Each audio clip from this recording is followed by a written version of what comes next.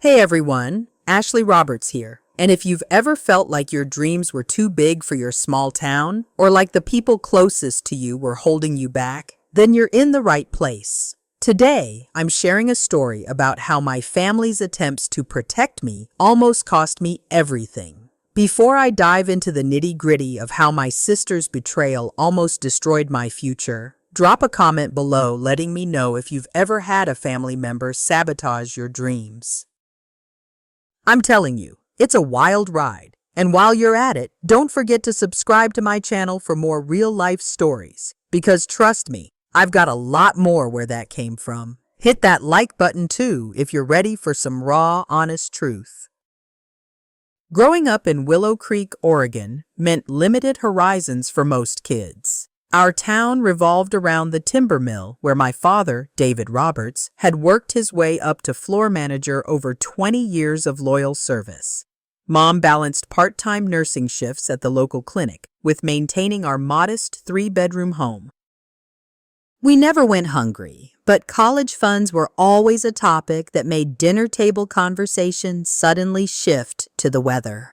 I was the second daughter, always living in the complicated shadow of my older sister, Chloe, who was 3 years my senior. Chloe had struggled through high school with average grades and minimal extracurricular involvement.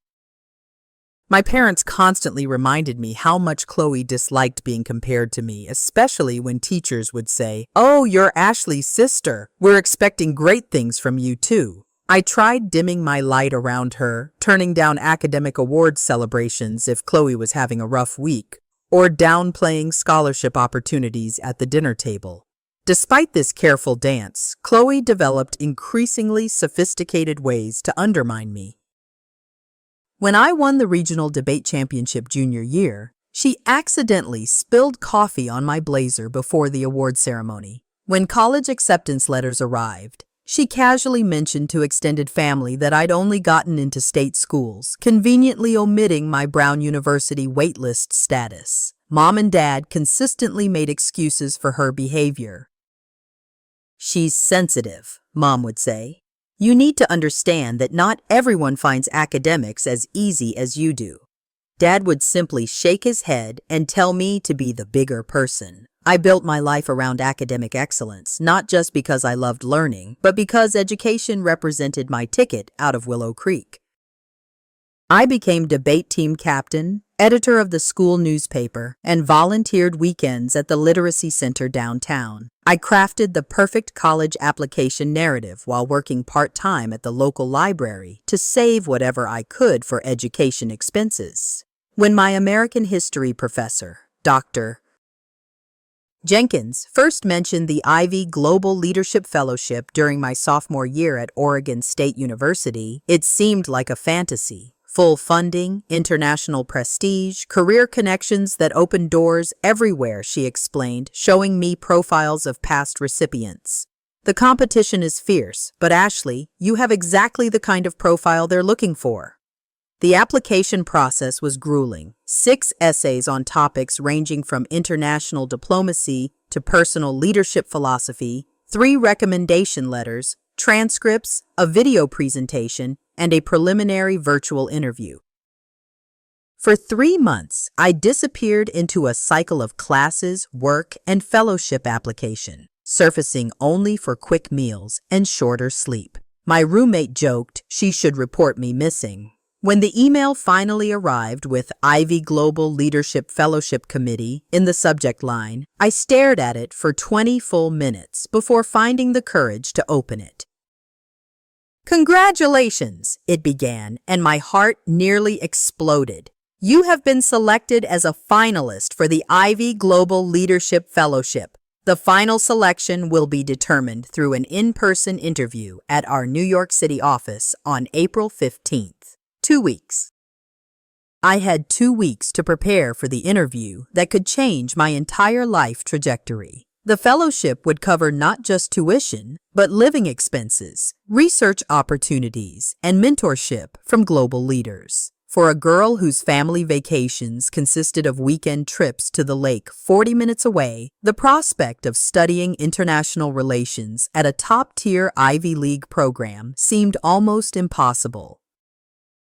I called my parents immediately, hands shaking so badly I could barely hold the phone. Their reaction was cautiously positive, happy for me, but immediately concerned about travel costs and getting my hopes up too high.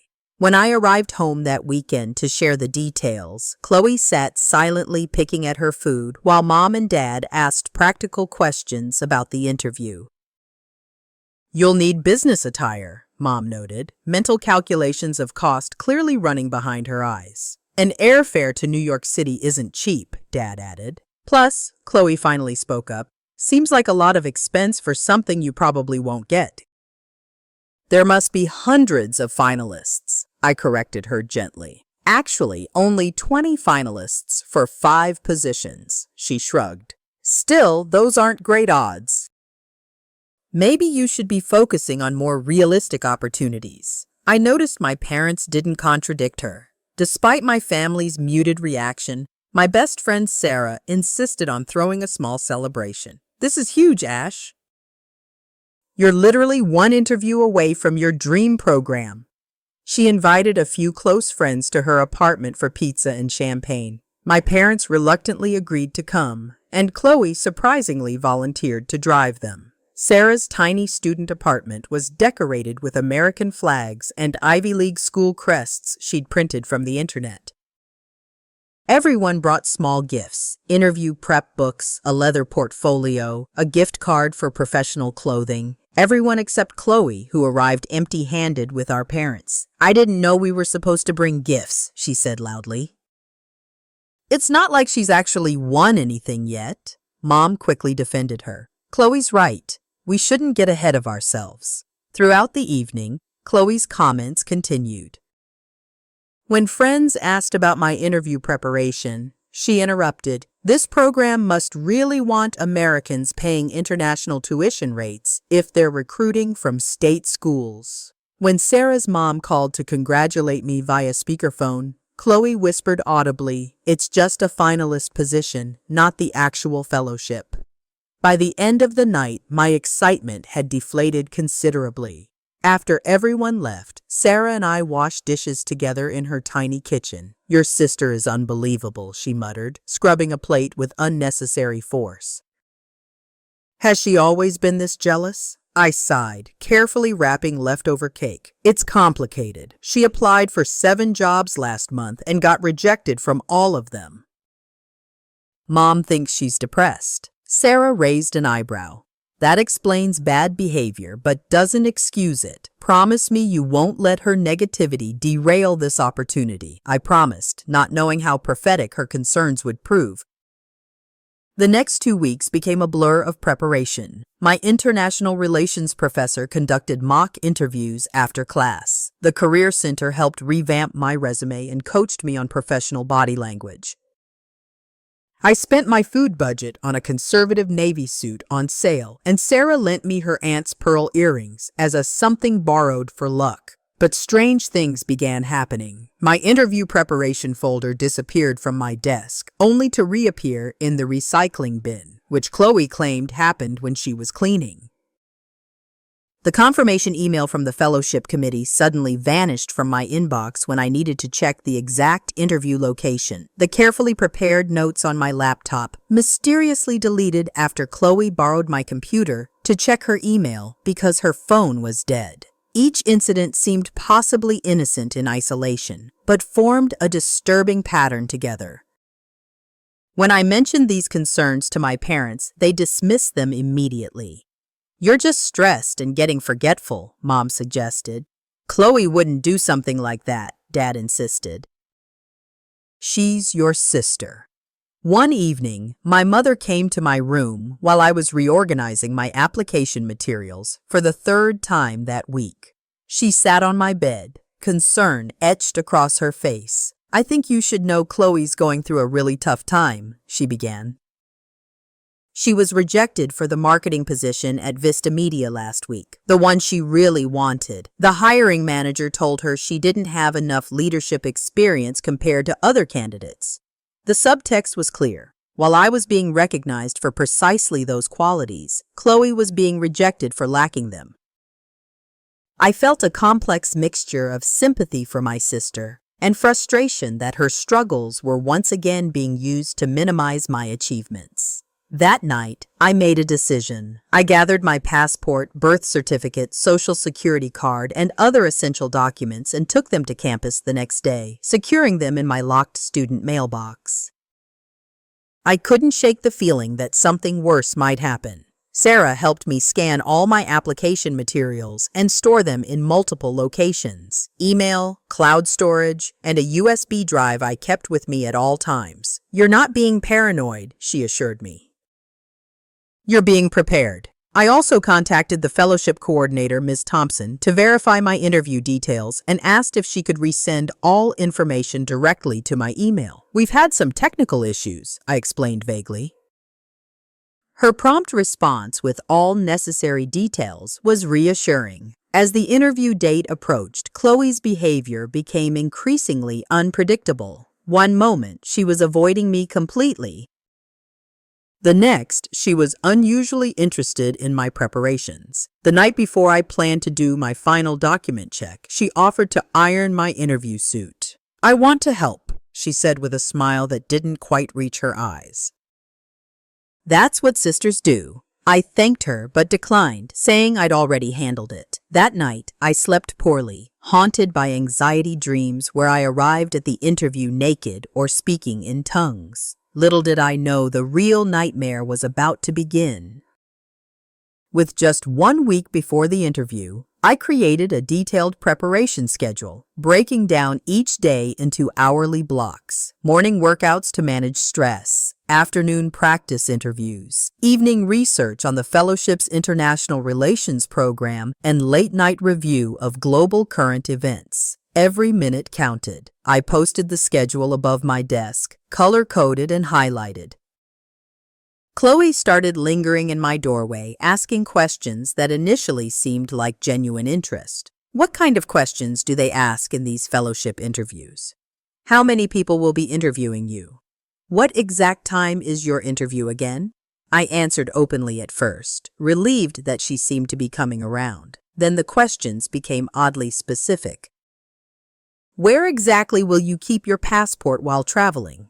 Do they verify your identity at multiple points or just at check-in?" Alarm bells rang faintly in my mind, but I silenced them, not wanting to seem paranoid. The strange phone calls began 3 days later. My cell phone rang with an unfamiliar number, and a woman with a formal, authoritative voice identified herself as Mrs. Davis from the Fellowship Administration. She claimed there were inconsistencies in my application and needed to verify my social security number and birth date. Immediately, something felt wrong. The fellowship coordinator had always emailed rather than called, and Ms. Thompson was my only contact. I politely refused to provide the information and said I would contact the fellowship office directly. When I did, Ms. Thompson confirmed they had made no such call. The next day, I was working on my interview responses when my laptop screen went black.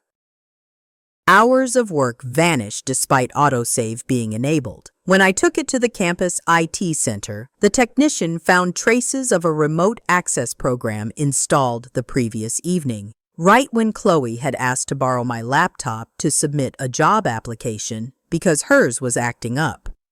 The technician helped me recover most files and secure my computer, but the incident left me deeply shaken. When I confronted my parents about these events, their response was infuriating. "You've always had a competitive streak with your sister," Dad said, shaking his head. "Now you're accusing her of sabotage." "That's taking things too far." Mom was equally dismissive. "Sweetheart, you're under tremendous pressure. It's making you paranoid. Chloe is actually worried about you. She told me she thinks you're becoming obsessive about this fellowship."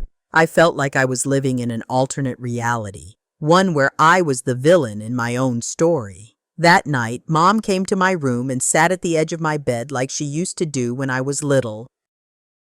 Her face looked tired in the dim light. "There's something you should understand about Chloe," she began softly. "She's always struggled with feeling inadequate. Your father and I may have handled it poorly over the years, always trying to protect her feelings." She twisted her wedding ring nervously. "Last week, she was rejected from another job. That's 3 this month. When she came home, she cried for hours in her room. I could hear her through the wall. I felt a familiar mixture of sympathy and frustration.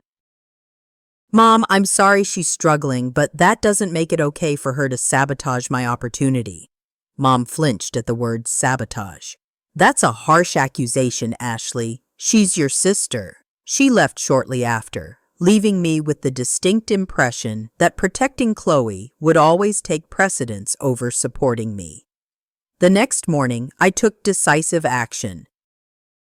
I retrieved all my important documents from my campus mailbox and asked Sarah if I could store them at her apartment. My passport, birth certificate, social security card, everything I'd need for the interview.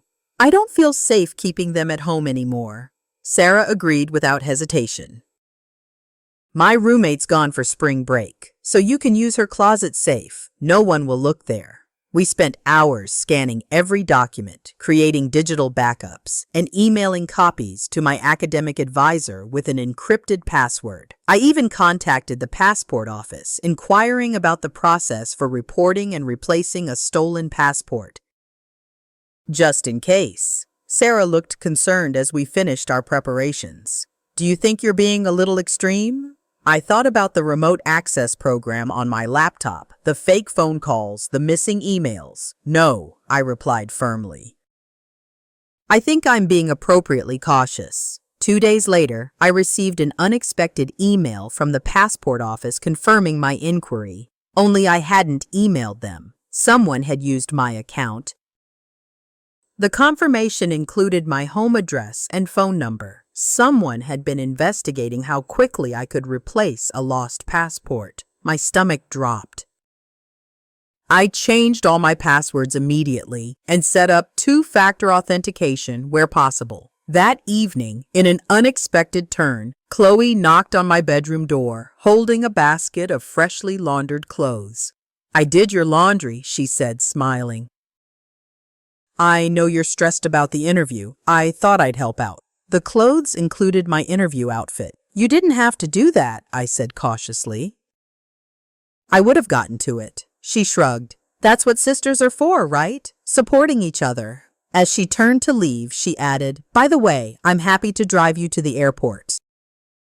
Just let me know what time your flight is." I thanked her, but said I had already arranged transportation. I didn't tell her it was with my professor, not our parents, as she likely assumed. That night, I couldn't sleep.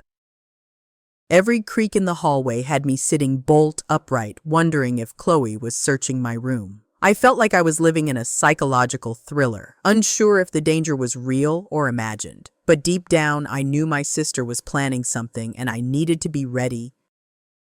3 days before the interview, I spread all my documents across my bed for one final check. Interview confirmation, ID, travel documents, notarized copies of academic records, and letters of recommendation. The organized pile represented months of work and years of dreams. But one crucial item was missing. My passport. I distinctly remembered placing it in my document folder. After retrieving it from campus, I emptied the entire folder, checked between pages, looked under the bed, and searched my desk drawers. Nothing. With growing panic, I tore apart my room, emptying every drawer, checking coat pockets, looking in books where I might have absent-mindedly used it as a bookmark. My passport had vanished. Mom knocked on my door, alarmed by the noise. "What on earth are you doing, Ashley?" "My passport is missing," I explained, trying to keep my voice steady. "I had it yesterday. It was right here with everything else." Mom's expression shifted from concern to something like resignation. "Are you sure you didn't misplace it? You've been so scattered lately." Dad appeared in the doorway behind her. What's going on? After I explained, he sighed deeply. When did you last see it? Yesterday afternoon. I was organizing everything for the trip. Chloe emerged from her room looking sleepy and confused. What's all the commotion about? Ashley can't find her passport, Mom explained. She needs it for her interview trip. Chloe's face showed perfect concern. That's terrible. Do you want help looking? Something in her expression, a slight tightness around the eyes, a barely perceptible satisfaction, confirmed my worst fears. Did you take it? I asked directly. The room fell silent. Chloe's eyes widened. What? How could you ask me that? Dad stepped between us. Ashley, that's completely inappropriate. Apologize to your sister. I stood my ground. No. Strange things have been happening for weeks. My files disappearing, fake calls from the fellowship office, my computer being remotely accessed, and now my passport is gone days before my interview. Chloe's eyes filled with tears. I can't believe you're accusing me of stealing. I've been nothing but supportive. Mom put an arm around her. This fellowship competition is bringing out the worst in you, Ashley. Chloe would never do something like that. But a memory surfaced. Chloe using our shared family computer yesterday. On impulse, I pushed past them and went to the desktop in the living room. Opening the browser history, I found what I feared. Searches for how long to replace stolen passport and passport replacement emergency time frame. Explain this, I demanded, turning the screen toward them as they followed me into the room. Chloe's face paled, but she recovered quickly. I was just curious after you mentioned your interview trip. I wanted to know what would happen if something went wrong. Curious enough to search for it right after I organized my documents, right before my passport mysteriously disappeared, Mom intervened. You're jumping to conclusions. This doesn't prove anything. Dad nodded in agreement. You probably just misplaced it. It'll turn up. I couldn't believe what I was hearing. Despite the evidence staring them in the face, they were still defending Chloe. Why are you always taking her side? I demanded, tears of frustration building. She's actively trying to sabotage the biggest opportunity of my life, and you're helping her. Chloe started crying harder. I would never do that. I love you, Ashley. I want you to succeed. The performance was almost convincing, except for the fleeting satisfaction in her eyes when she thought no one was looking. The argument escalated, voices rising as years of resentment surfaced. I presented evidence. They dismissed it. I pointed out patterns. They called me paranoid. Finally, Dad slammed his hand on the table. Enough, Ashley. You need to accept that things don't always work out the way we want them to. Maybe this is a sign you should be focusing on opportunities closer to home. His next words hit me like a physical blow. Some opportunities aren't meant for everyone. Mom nodded in agreement. There are plenty of good schools here in Oregon. You don't need to go all the way to the East Coast to get an education. I stared at them in stunned silence, finally understanding. They weren't just enabling Chloe. They were complicit in limiting my horizons. Perhaps they feared losing both daughters to distant opportunities, or perhaps they simply couldn't imagine one of their children achieving something so far beyond their own experiences. Either way, the message was clear. Don't fly too high. Don't dream too big. Stay where we can keep you small. I retreated to my room, locking the door behind me. Sitting on my bed, surrounded by the scattered remnants of my careful preparations, I allowed myself to cry for exactly 5 minutes. Then I took a deep breath, wiped my face, and reached for my phone. There was still a way forward, but I couldn't trust my family to be part of it. I needed help from the only person who had consistently supported my ambitions. I needed Sarah. At 11:30 p.m., with my family asleep, I called Sarah.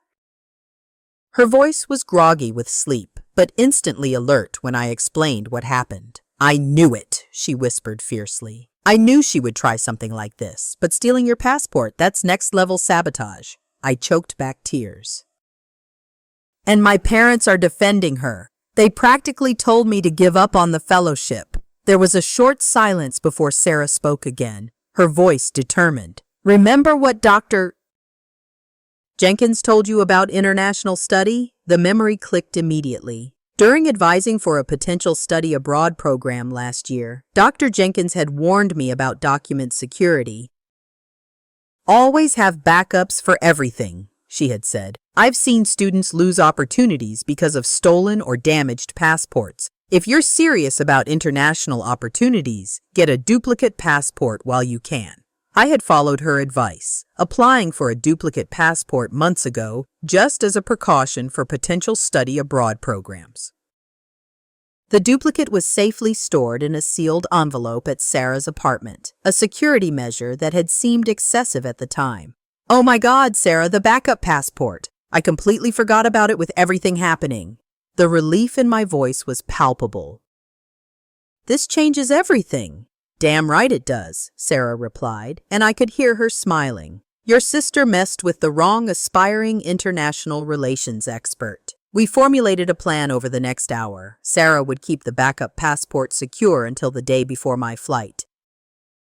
I would pretend to accept defeat, making a show of disappointment while secretly preparing. Dr. Jenkins had already offered to drive me to the Portland International Airport as part of her mentorship support.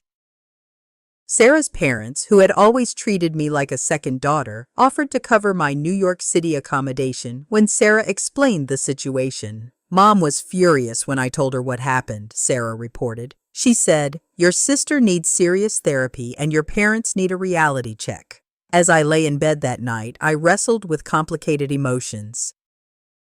The pain of my family's betrayal burned deep, but an uncomfortable question surfaced. After this, could I ever trust them again? Would returning home after the interview even be an option? I thought about Dr. Jenkins, who had escaped a similarly controlling family situation to build her academic career. Sometimes, she had told me once, the hardest part of success is accepting that not everyone who should support you will. Some people need you to stay small so they can feel adequate. The next morning, I performed the role of defeated daughter. I moped around the house, sighing heavily and speaking little. I mentioned canceling my flight, watched relief wash over Chloe's face, and felt a cold certainty solidify in my chest. Mom attempted awkward consolation. There will be other opportunities, sweetheart. Maybe not as fancy as an Ivy League program, but good ones, Dad added gruffly. Sometimes things don't work out for a reason. I nodded meekly and retreated to my room where I silently continued preparations, communicating with Sarah via coded text messages. We had worked out a system using references to our favorite books as signals for different parts of the plan. When my mother asked why I was still organizing notes despite my apparent defeat, I explained I was repurposing them for regular classes. She seemed satisfied with the explanation. The hardest part was maintaining the act during the long family dinner 2 nights before my secret departure. Relatives had been invited to cheer me up after my disappointment. Aunt Clara brought my favorite dessert. Uncle Rob awkwardly patted my shoulder. Chloe played the compassionate sister perfectly, suggesting local internship opportunities. That might be more realistic. I smiled weakly and thanked everyone for their support, secretly counting the hours until I could escape this suffocating false sympathy. That night, Dr. Jenkins called to confirm our departure plans. "Are you sure you want to go through with this?" she asked after I explained the family situation. It could create a permanent rift. I thought about my parents' dismissals, Chloe's sabotage, and their collective efforts to keep me from pursuing my dreams. "I'm sure," I replied firmly. "Some rifts already exist. They're just being revealed rather than created." She was silent for a moment. "I had to make a similar choice once," she finally said. "It was the hardest and best decision of my life. I'll pick you up at 5 o'clock a.m., pack light, and be ready to move quickly." As I carefully packed my suitcase that night, hiding it under my bed, I felt oddly calm. The path forward was clear, even if it meant walking it alone. Sarah texted one last encouragement. Your sister thought she was writing the end of your story. She didn't realize she was just setting up your plot twist. Tomorrow would be that twist, and no one in my family would see it coming. The morning of my secret departure arrived with a gentle ping from my silenced phone. Dr. Jenkins texted. She was 5 minutes away. The house was still dark and silent as I slipped out of bed, already dressed in travel clothes. I left a carefully crafted note on my pillow. Staying with Sarah for a few days to clear my head. Don't worry about me. Technically not a lie, just an omission of my ultimate destination. My suitcase had been smuggled to Sarah's apartment days earlier, piece by piece, under the guise of returning borrowed items. So all I carried was a small backpack with essentials. The floorboard outside Chloe's room creaked as I passed, and I froze, heart pounding. Her door remained closed. Silently, I made my way downstairs and out the side door where we kept the trash bins. The cool morning air felt like freedom against my face. Dr. Jenkins's silver Subaru idled at the curb, headlights off. I slipped into the passenger seat and we drove away without speaking until we were several blocks from my neighborhood. How are you feeling? She finally asked, glancing at me as streetlights illuminated her concerned face. Like I'm escaping prison, I admitted, but also like I'm leaving part of myself behind. She nodded knowingly. Family estrangement, even temporary, leaves scars. When I left home at 18, my mother didn't speak to me for 3 years. This was new information about my normally private professor. What happened after 3 years? She saw me on television receiving a research award. Suddenly, she was telling everyone about her brilliant daughter, but our relationship never fully recovered from those years of silence. We drove to Sarah's apartment where my friend waited on the porch, backup passport in hand. Our reunion was tearful but brief. Text me when you land, she insisted, hugging me tightly. And remember, no matter what happens with the fellowship, you've already won by refusing to let them limit you. The drive to Portland International Airport took just over an hour, filled with Dr. Jenkins's advice about the interview and academic life abroad. As she pulled up to the departure terminal, she handed me an envelope. A small contribution to your emergency fund. New York City is expensive and you never know what might happen. I tried to refuse, but she insisted. Consider it an investment in a future academic colleague. The airport security line moved quickly at that early hour. As I stood at the gate, waiting to board, the reality of my situation finally hit me. I was flying across the country against my family's wishes, pursuing an opportunity they had actively tried to sabotage, with minimal resources and no guarantee of success. For a moment, panic threatened to overwhelm me. Then I remembered Chloe's satisfied expression when my passport disappeared, and my resolve hardened. The flight to New York City passed in a blur of anxiety and last-minute interview preparation. Landing at JFK, I felt simultaneously exhausted and electrified by the energy of the city. The subway map initially seemed like encrypted code, but I managed to navigate to the modest hotel Sarah's parents had arranged near the interview location. My room was tiny but clean, with a window overlooking a busy street. I carefully hung my interview suit in the bathroom to steam out the wrinkles, then collapsed on the bed for a brief nap before final preparations. The ringing of my phone jolted me awake. Mom's name flashed on the screen, accompanied by a series of missed calls and increasingly frantic text messages. They had found my note but then called Sarah's apartment when I didn't answer my phone. Sarah had been deliberately vague, but eventually my parents had pressed her enough to discover I wasn't staying there as my note implied. With trembling fingers, I answered the call. "Where are you?" Mom demanded, her voice shrill with worry and anger. "We've been calling for hours." I took a deep breath. "I'm in New York City for my Ivy Global Leadership Fellowship interview." The silence that followed seemed to stretch forever.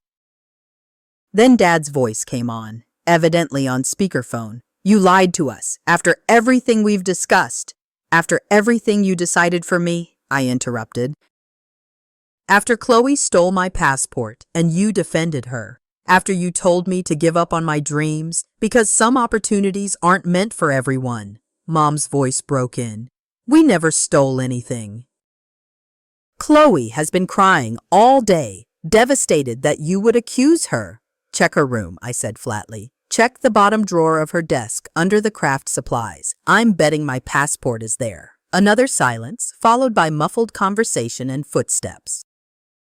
Minutes later, Dad returned to the phone, his voice strained. How did you even get to New York City without a passport? You can't fly without ID. I had a backup passport. I've been preparing for international opportunities for years, including the possibility of document loss or theft. The implications of my preparation clearly hit them. Mom came back on the line, crying now. You deliberately deceived us. Your own family. How could you do this? The question ignited something in me. All the years of dancing around Chloe's fragility, of dimming my light, of accepting their limitations as my own.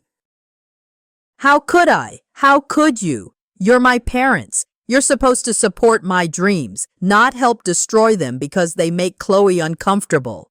Their protests dissolved into a cacophony of accusations. I was selfish, ungrateful, had betrayed family loyalty. Dad threatened to cut financial support for my remaining semesters at Oregon State. Mom invoked years of sacrifices they had made for my education. Through it all, I remained strangely calm, watching the New York City sunset paint the buildings outside my window golden pink. I have to prepare for my interview tomorrow, I finally said when there was a brief pause in their tirade. We can discuss this when I return to Oregon. If you go to that interview, Dad warned, things will never be the same between us. The threat hung in the air, both terrible and clarifying. They already aren't, I replied softly and ended the call. The morning of the interview dawned bright and clear, a perfect spring day in New York City. I woke before my alarm, adrenaline already pumping through my system. The night had been restless, filled with anxiety dreams where I showed up to the interview only to find my family sitting on the panel, asking why I hadn't stayed home where I belonged. I pushed those images aside and focused on my carefully planned morning routine. Yoga stretches to calm my nerves, a light breakfast of yogurt and fruit from the bodega downstairs, and a final review of my preparation notes. My Navy interview suit fit perfectly, a small victory in itself given our family's limited budget for professional clothing. The pearl earrings from Sarah caught the light as I secured them, a tangible reminder that regardless of what happened today, I wasn't alone. The interview was scheduled for 10:30 a.m. at the Ivy Global Foundation offices on Park Avenue. I arrived an hour early, partly from nervousness and partly from unfamiliarity with the subway system. The building lobby was intimidatingly elegant, all marble and brushed steel. After checking in with security, I was directed to the 14th floor. The elevator ride gave me precious moments to center myself, breathing deeply and recalling Dr. Jenkins's advice. They're not just evaluating your answers, they're assessing whether you're someone they want to invest in. Be authentic but strategic. The Ivy Global Foundation reception area was filled with photographs of impressive architecture, historic university buildings, grand libraries, and sprawling quads. A dozen other candidates were already seated, reviewing notes or staring into space with expressions of controlled panic that probably mirrored my own. The diversity surprised me, people of various ages, ethnicities, and styles of dress, though all projecting that same aura of nervous excellence. A young woman with a sleek bob and tortoise-shell glasses smiled at me as I took a seat nearby. "First interview slot or afternoon?" she asked quietly. "Morning," I replied. "You?" "Afternoon." "I couldn't sleep last night, so I came early to absorb the atmosphere. I'm Priya, Stanford." "Ashley, Oregon State." A flicker of surprise crossed her face. Clearly, Stanford was more expected in this company than my state school, but she recovered quickly. Good luck in there. Suddenly overwhelmed, I excused myself to find the restroom. Standing alone in the marble-tiled sanctuary, I gripped the sink and stared at my reflection. The face looking back seemed both familiar and strange. The same person who had left Oregon, but somehow older, as if the past few days had accelerated my growth. "You belong here," I whispered to my reflection, "regardless of what happens next. You earned your place in this room." A series of deep breaths steadied me before I returned to the waiting area, just as an assistant called my name. The interview room was smaller than I'd imagined, but impeccably appointed with a polished conference table surrounded by 5 people, 3 men and 2 women, all projecting an aura of academic distinction. The panel chair, Dr. Marcus Thorne, rose to greet me with a firm handshake. "Welcome, Ms. Roberts. Please take a seat."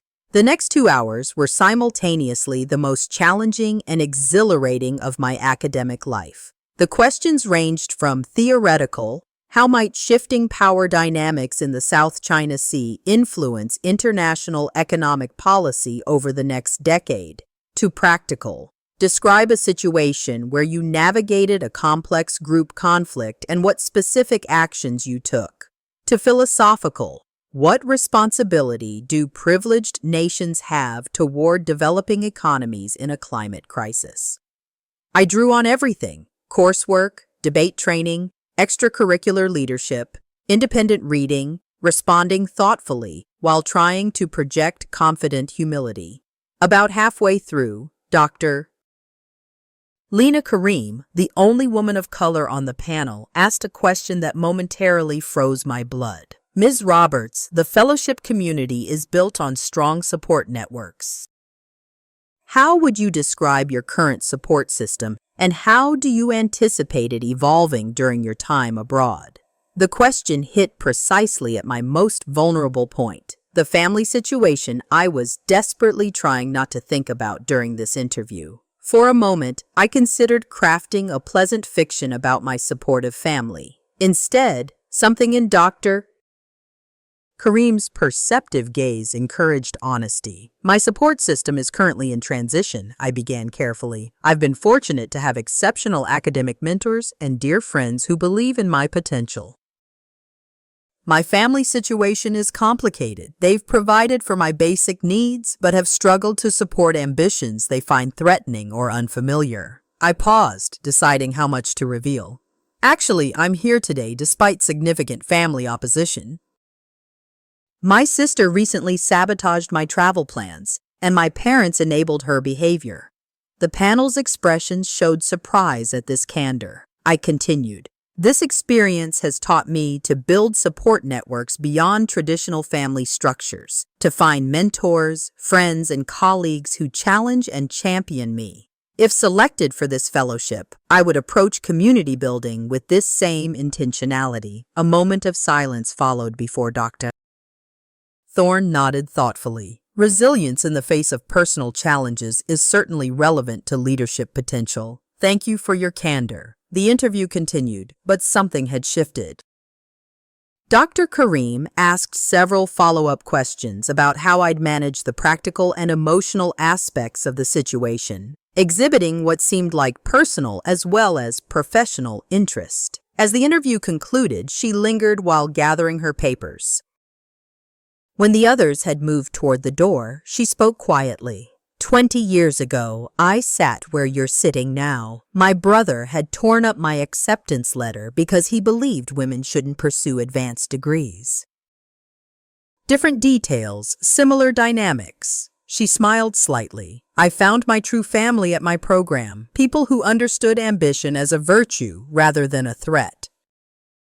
Remember that families can be chosen as well as born." Her words were like balm on a wound I hadn't realized was still bleeding. As I left the building, stepping into the bright New York City afternoon, I felt a curious lightness despite my exhaustion. Whatever the outcome, I had represented myself authentically. No one had been able to prevent me from showing up fully to this opportunity. That evening, I treated myself to a modest but delicious dinner at a small Italian restaurant near my hotel. Sitting alone at a corner table, I raised a glass of house wine in a silent toast to myself, to Sarah, to Dr. Jenkins, and to Dr. Karim. Women who understood that sometimes the most difficult journeys are the most necessary ones. Returning to Oregon felt like stepping into a familiar room where all the furniture had been subtly rearranged. Everything looked the same, but felt fundamentally different. Dr. Jenkins picked me up from the Portland International Airport, her car a welcome sanctuary before the inevitable confrontation awaiting me at home. "How are you planning to handle your family?" she asked as we merged onto the highway. "Honestly, I don't know," I admitted. "Part of me wants to forgive them immediately, just to restore peace. Another part feels like that would be betraying myself." She nodded thoughtfully. "Just remember, you can set boundaries without burning bridges. Your relationship with your family might need to evolve, not end." Whatever strategy I might have formulated dissolved the moment I arrived home. My belongings, clothes, books, personal items had been packed into cardboard boxes stacked in the living room. Mom sat stiffly on the couch while Dad stood by the fireplace, arms crossed. Chloe was nowhere to be seen. "What's this?" I asked, though the answer was painfully obvious. "We think it's best if you find other arrangements," Dad stated flatly. "Your behavior demonstrated a fundamental disrespect for this family's values and unity." Mom wouldn't meet my eyes. "We've called a family meeting. Everyone will be here in an hour. We thought it important for the extended family to understand what's happened." The family meeting turned out to be more like a tribunal. Aunts, uncles, and grandparents filled our living room, faces solemn as my parents recounted my deception and betrayal of family trust. Chloe sat beside Mom, eyes red-rimmed and downcast in a perfect picture of wounded innocence. I waited silently until they finished, then asked simply, "May I speak?" A reluctant murmur of assent rippled through the room. I stood, forcing my voice to remain steady. For those who don't know, I was selected as a finalist for the Ivy Global Leadership Fellowship. This opportunity could provide full funding for graduate studies at one of the world's premier universities. I looked directly at Chloe.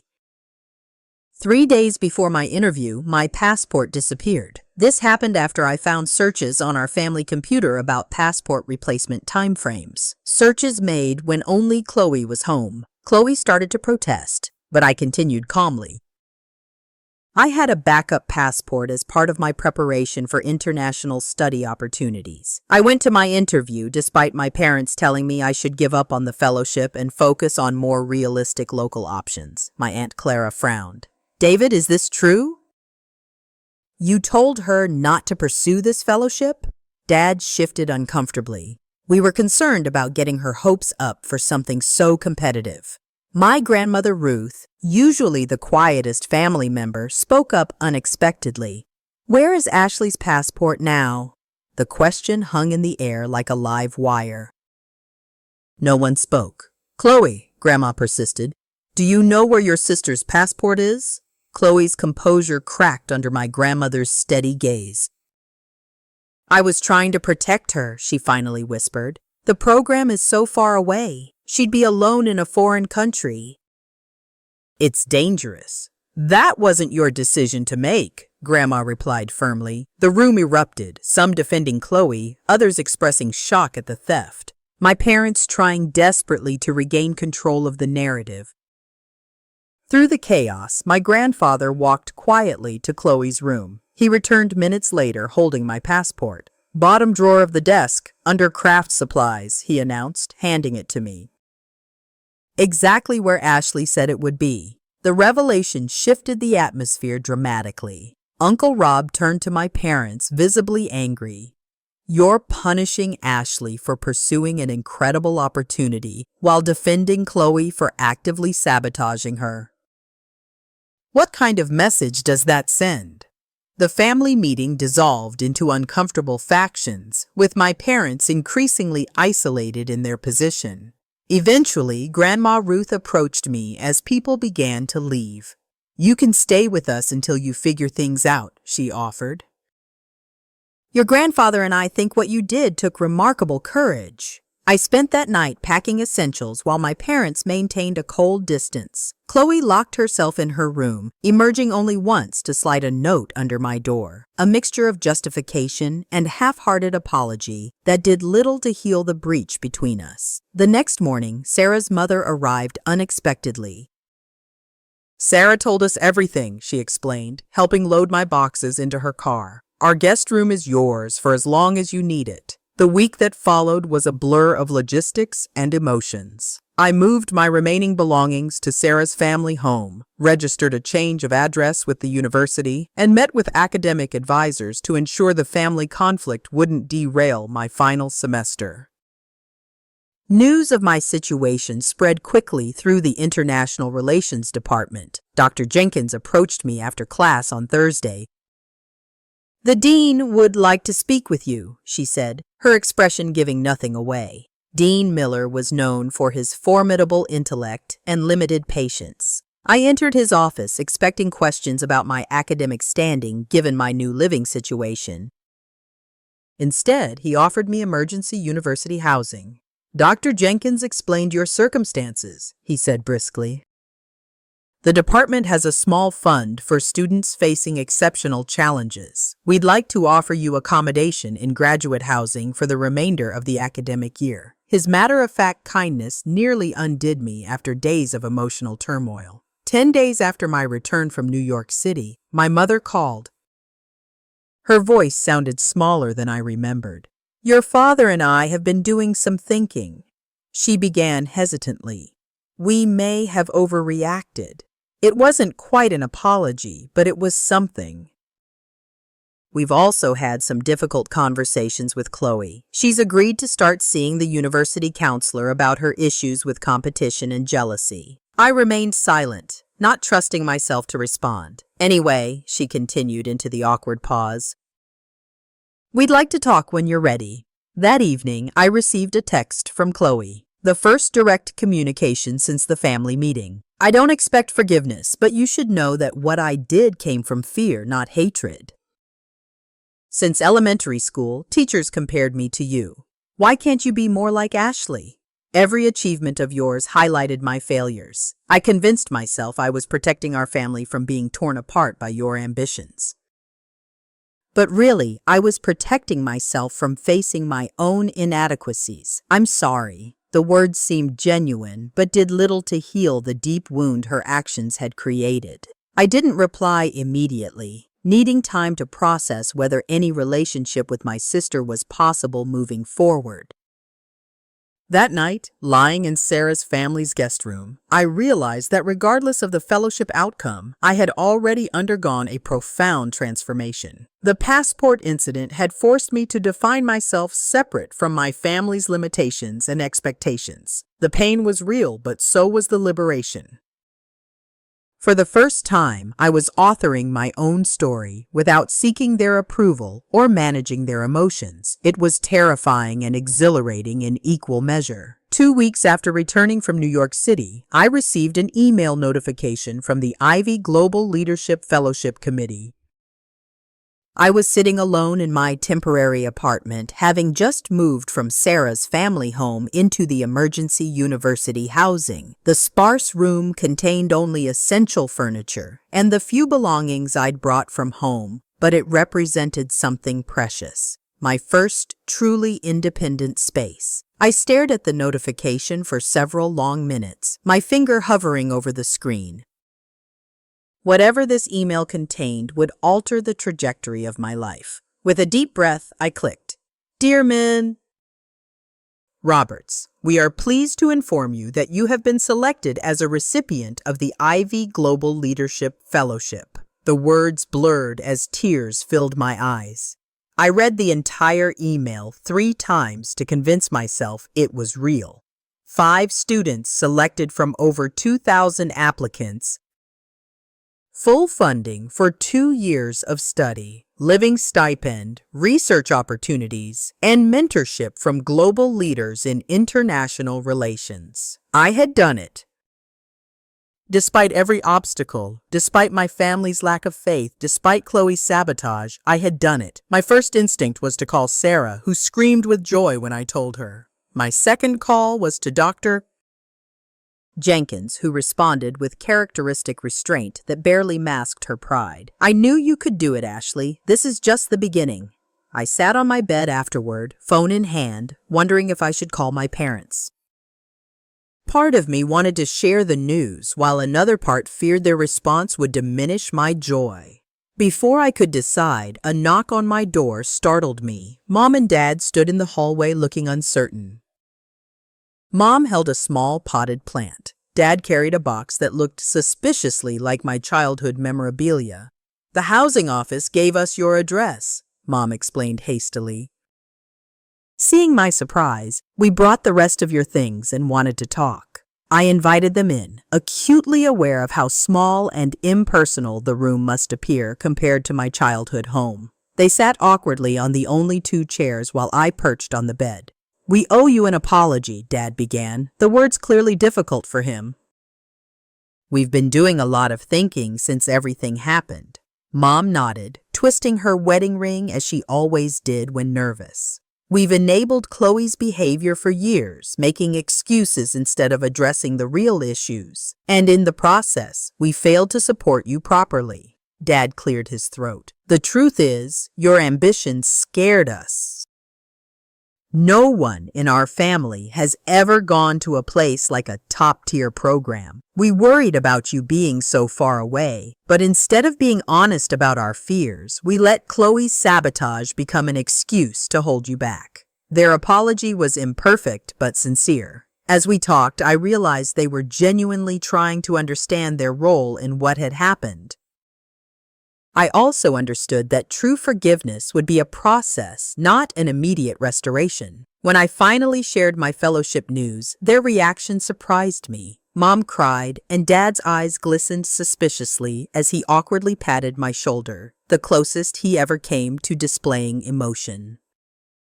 "We're proud of you," he said simply. "Really proud."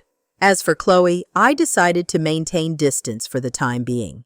She had begun therapy, according to my parents, and was confronting some difficult truths about her behavior patterns. She sent a congratulatory text when she heard about the fellowship, which I acknowledged politely but briefly. Perhaps someday we might rebuild a relationship, but it would need to be one based on mutual respect rather than competition or jealousy.